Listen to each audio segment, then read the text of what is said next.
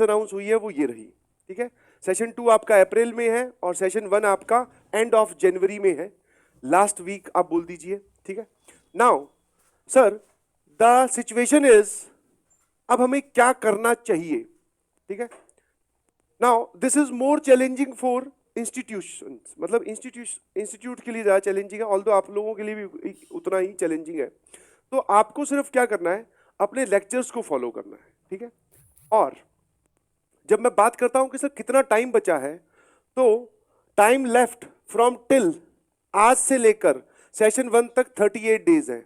इसको आप रिड्यूस कर दो, 8 दिन हम मान लेते हैं कि सर हमारे खराब हो जाएंगे, या फिर 8 दिन का हम लोग बोलते हैं बफर लेके चलेंगे, जिसमें हम रिवीजन, फाइनली टेस्ट देंगे, हमारा जहां सेंटर आएगा वहां मूव करेंगे, रिवीजन करेंगे, फाइनल वाली रिवीजन करेंगे। तो उसके लिए हम 30 डेज बोलते हैं, मतलब 1 मंथ। और सेशन 1 और सेशन 2 के बीच में आपके पास 2 महीने रहने वाले हैं। ये वाला बड़ा ही रिलैक्सिंग है, समझ में आया सर। ऐसी डर की स्थिति में वो वाली चीज पे ज्यादा ध्यान देना चाहिए जो हमारे लिए रिलैक्सिंग हो, समझ में आया।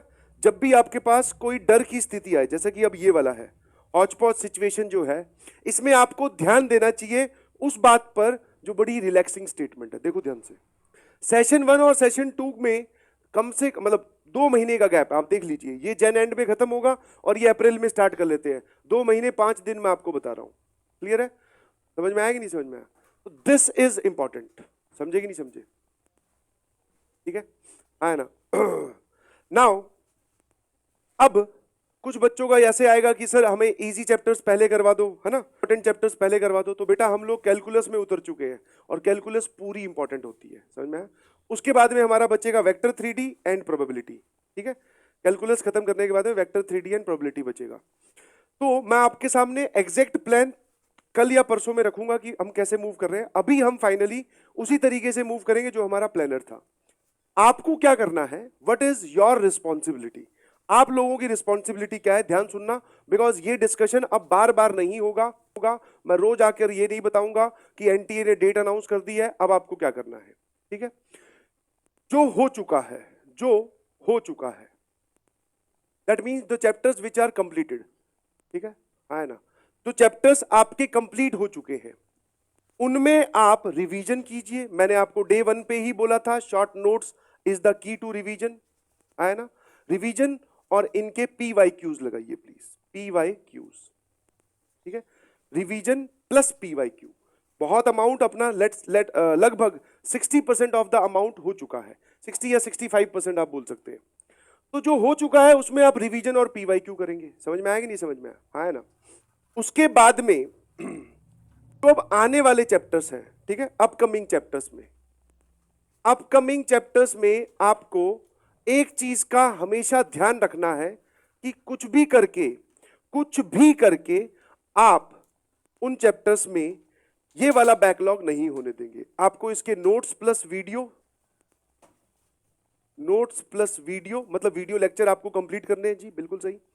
और क्वेश्चंस प्रैक्टिस के नाम पे अगर मैं बात करूं तो that is PYQs plus classroom examples, CR classroom examples, बस, ठीक है, हाँ या ना, बस, समझ में आया। तो ये है हमारा गेम प्लान फॉर नाउ, अभी के लिए। जो हो चुका है उसकी रिवीजन हमें बहुत जोरदार तरीके से करनी है सर। और जो आने वाले चैप्टर, जैसे फंक्शन चल रहा है तो फंक्शन में हम PYQ लगाएंगे, क्लासरूम एग्जांपल्स देखेंगे, और ये जैसे हमारा फंक्शन कंप्लीट हो जाएगा इसके हम शॉर्ट नोट्स बना लेंगे, ठीक है। ये भी मैं लिख देता हूं बिकॉज अल्टीमेट रिवीजन में आपको शॉर्ट नोट्स ही काम आने वाले हैं। Hey guys, we're live, huh? ऑबिक ये लाइव क्यों है? क्योंकि ही इज यूजलेस। और वैसे भी मैंने तो पहले ही कहा था।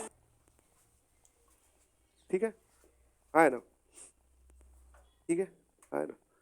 अब अगर वापस से मैं इस स्लाइड पे आऊं, ध्यान से देखना सर, ये जो हमारे पास 2 महीने होंगे, हम एक चीज मैं आपको इंश्योर कर देता हूं, हम अभी भी उसी स्ट्रेटेजी पे मूव कर रहे हैं कि हम सेशन 1 से पहले हमारा सारा सिलेबस कंप्लीट कर देंगे। हम सेशन 1 से पहले सारा सिलेबस कंप्लीट कर देंगे, बिल्कुल सही। कुछ लोग DPPs के बारे में बोल रहे हैं, तो DPPs आप जो है, मैंने आपको पहले भी एक तरीका बताया था, DPP को आप पहले देखो कौन सा क्वेश्चन, उसमें वही क्वेश्चंस होते हैं जनरली जो डायरेक्टली आपको क्लास में बताया उसी पे बेस्ड है। तो अगर आपको लग रहा है कि आज वाले लेक्चर में आपको कम समझ में आया, ठीक है, DPP सॉल्व करने का तरीका बताता हूं, आज वाले लेक्चर में आपको कम समझ में आया, तो आप क्या करेंगे, उसकी डीपीपी जरूर सॉल्व करेंगे। आपको लगा आज वाला लेक्चर एकदम दुरुस्त था, तो फिर आप डीपीपी देखो। क्वेश्चन जो आपको लग रहे हैं कि ये तो आसान सवाल है, ये तो डायरेक्टली ऐसे हो जाएगा, उसको सॉल्व मत करो। जो थोड़ा मुश्किल लग रहा है उसका वीडियो सॉल्यूशन देखिए प्लीज। इस तरीके से आप मूव कर सकते हैं।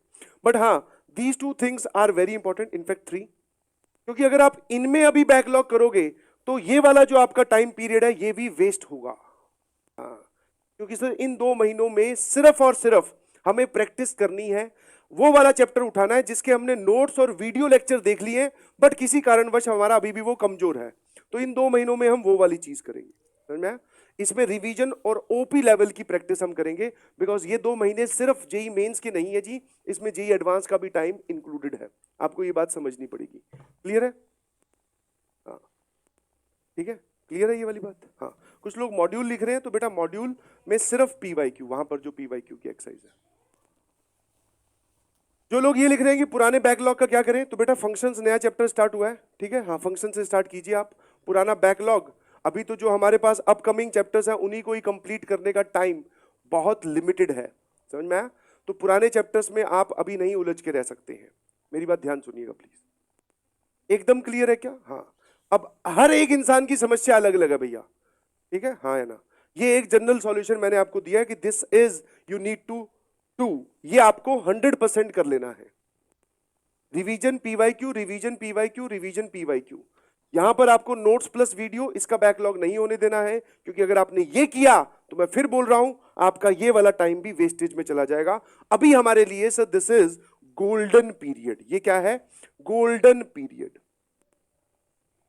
और अगर मैं फिर पूछता हूं बच्चों से कि आप कौन से अटेम्प्ट को टारगेट कर रहे हो, गलती से भी ये जवाब मत दीजिएगा कि सेकंड अटेम्प्ट, नहीं, पूरी जान लगा दो जितनी है, सब फर्स्ट अटेम्प्ट में, सब फर्स्ट अटेम्प्ट में करके जाएंगे। क्या मेरी बात क्लियर है? हाँ, कुछ पॉइंट्स एकदम क्लियर कर लीजिए।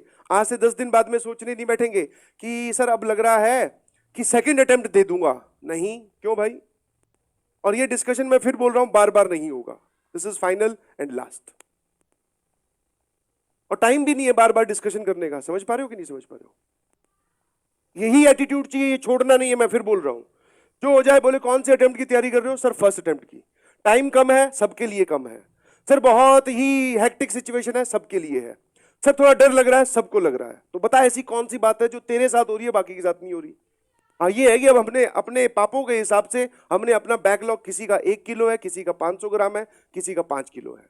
वो तो भैया जब आपको जेई की स्टार्टिंग से जर्नी जब स्टार्ट होती है, बार बार बोला जाता है बेटा बी कंसिस्टेंट, बी रेगुलर, इसी दिन के लिए बोला जाता है। फिर भी जिन लोगों का बैकलॉग है, मैं फिर बोल रहा हूं कि आप कैलकुलस से स्टार्ट करें और काम करना स्टार्ट करें प्लीज। क्लियर है? इस गोल्डन पीरियड में, ये गोल्डन तभी रहेगा जब आप ये वाली चीजें सबके लिए कर लोगे, है ना? बिल्कुल सही। Get ready to fight. अब ये सच में जंग का मैदान बन चुका है। कल तक तो ऐसा था कि सर हाँ, मुझे भी यही लग रहा था बीच में, ये तो था कि जैन में होगा पेपर, बट फिर बीच में लगने लगा कि अब इन्होंने नोटिफिकेशन नहीं दिया है तो शायद ये लोग अब अप्रैल में ही करवाएंगे। बट भैया उन्होंने कल ही बम फोड़ दिया, ले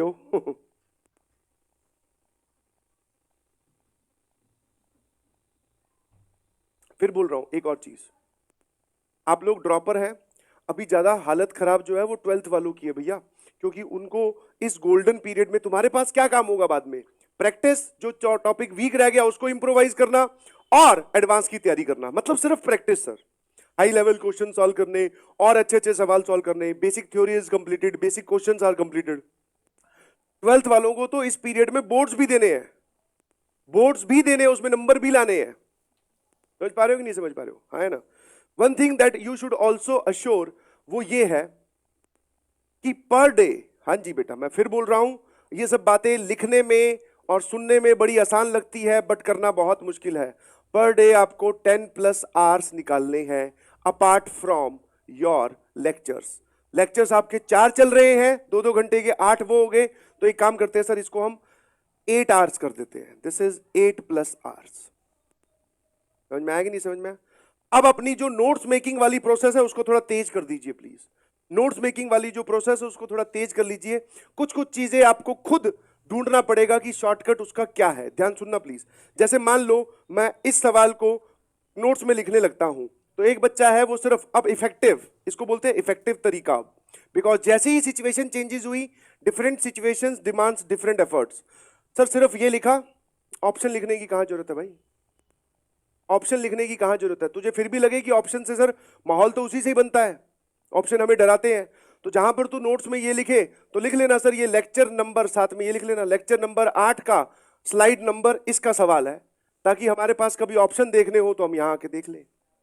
तो अब आपको फालतू की चीजें नहीं लिखनी है। क्लियर है ना? और 8 प्लस आर्स है ना, और ये जो है ये ऑप्टिमम होनी चाहिए, मतलब ये एफिशिएंट होनी चाहिए, दिस इज एफिशिएंट। ठीक है, 8 प्लस की अगर बात करोगे तो 2 hours per subject per day, 2 hours each subject. हाँ ठीक है, तो 2 2 4 और 2 6। ठीक है, और उसके बाद में हम 2 आवर्स की सर क्या करने वाले हैं? प्रैक्टिस। और इस बीच में कहीं पर भी हमें छुट्टी मिले, हम रिलैक्स हो, जिस दिन हमारी कोई क्लास कैंसिल हो जाए किसी कारणवश, वैसे होगी नहीं अब, बट किसी कारणवश हमारी क्लास कैंसिल हो जाए, उस दिन सर हम प्रैक्टिस का अमाउंट और बढ़ा देंगे। उस टाइम पीरियड में हम लोग रिवीजन निकाल लेंगे। कोई भी दिन हमें ऑफ मिलेगा संडे वाला, हम उस दिन सर टेस्ट देंगे, फिर शाम को रिवीजन करेंगे। आपको अपने स्टडी टेबल से उठना नहीं है जी, अब उठने का वक्त चला जा चुका है। समझ में आया? गेम प्लान एकदम क्लियर है क्या? जो लोग लिख रहे हैं ना 2 आवर्स में नहीं होता है, एक अंदर की बात बताता हूँ, कर लेते हैं लोग। ठीक है, हाँ, ऐसे तो 2 आवर्स में भी नहीं होता है, 10 आवर्स में भी नहीं होता है, होता ही नहीं है ऐसे तो। बहाने और कोई भी ऐसी नेगेटिव स्टेटमेंट ना ही बोलनी है और ना ही सुननी है किसी से।